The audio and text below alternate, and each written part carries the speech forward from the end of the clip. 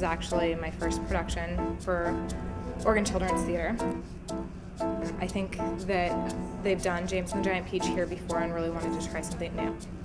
And they wanted to do something kind of a little bit younger and hipper. And so the steampunk kind of iteration is Stan Foote's idea about how to kind of bring in those younger, hipper crowds, and I think it's going to be a lot of fun. Steampunk is interesting because it sort of broadens the Victorian into Victorian slash fantasy slash time travel slash kind of what you can imagine the Victorians would have done if they had had more technology and more time travel kind of capabilities. It gives a lot of interesting elements to costume design, I think, for texture and for scale, and you just got to do more than just a straight kind of historic costume design.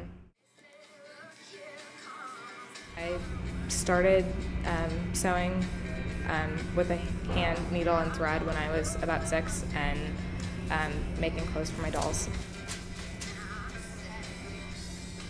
So I love kind of the craft of how things used to be done, and so I really look at that when I'm building stuff so that it gets sort of a different quality of life and breath itself.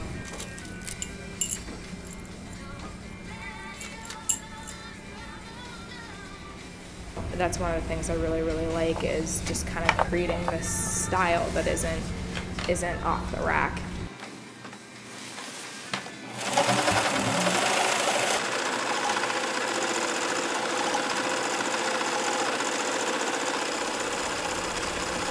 It's very much how like we picture a grasshopper if he was human. It's funny because most of my designs tend to be pretty non-traditional, but I think the grasshopper is this old wise character, and so I feel like with wisdom comes expectation, and I feel like the expectation is that the grasshopper is this long, tall creature.